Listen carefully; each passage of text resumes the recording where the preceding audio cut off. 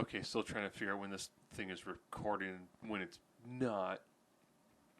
But this is a recap of the 2019 Hell in a Cell.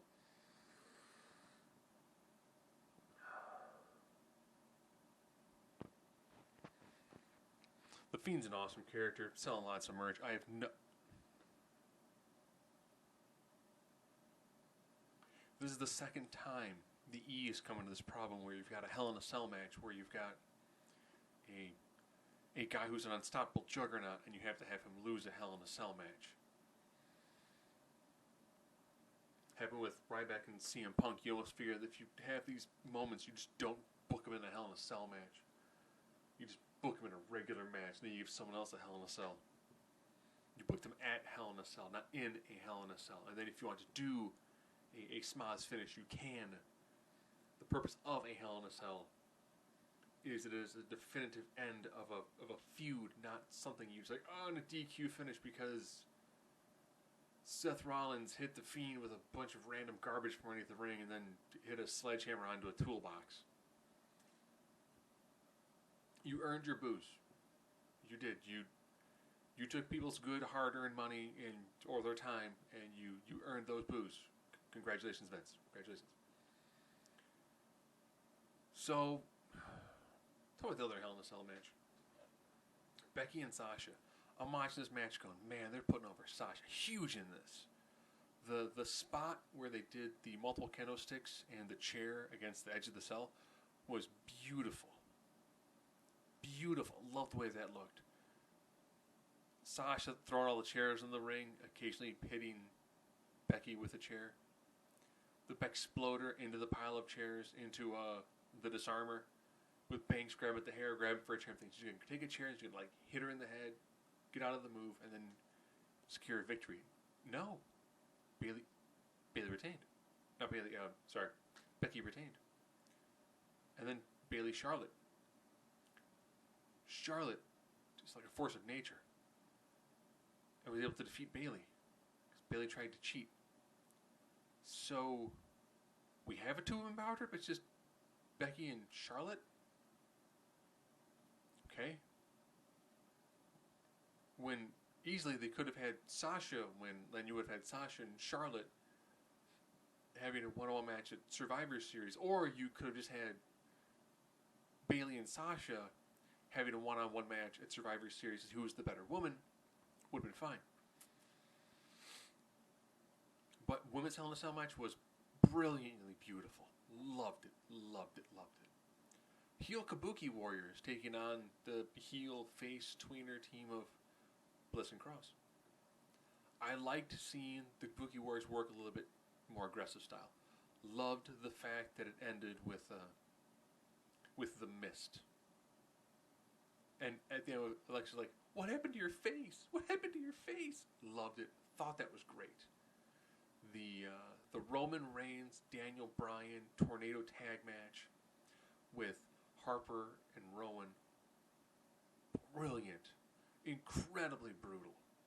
And you can tell, because when it was done, Daniel Bryan's got these beat red marks all over his body. Just incredibly vicious, incredibly violent. Looked fantastic. I thought almost everyone got injured. From Roman doing I run across two tables, hit a spear to knock you through another table, where his knee hit the edge of the table. I was like, oh man, he's hurt. When Harper took that dive and hit his head on the corner of the announce desk, and he's shaking his arm, and I was like, oh, please just tell me you just hit your shoulder. You got like Stinger that happened with actual Sting. That's what led to him retiring. Orton Ali was a great match. Loved the back and forth. Even loved after Orton was able to stop another roll through into a facebuster into an RKO, and he pinned him.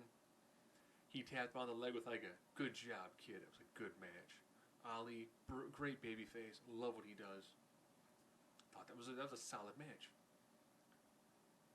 Corbin, Chad, Gabe. I feel like I'm seeing matches that could have been on Raw or SmackDown. They don't feel like big matches. But Gable got a victory, which was good. Continued their feud for whatever reason. But, crowd got behind Gable. He's a good worker. Corbin in this kind of douchey king role works very well. So no real complaints there. OC taking on Team Beef. Not Beefy McBeef. That would be the Viking Raiders combined with Heavy Machinery and also with Braun Strowman.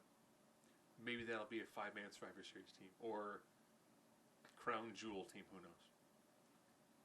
Which currently has Cain Velasquez and Brock Lesnar. So if you don't care about that, good news. You can skip the event that doesn't matter anyways. And that ended with the OC doing a beatdown angle on Strowman. Okay. Again, that feels like something you would do in a Raw or a SmackDown. I mean, not something you'd see on a pay-per-view or a network special. Okay. I guess. So, yeah, this... After a...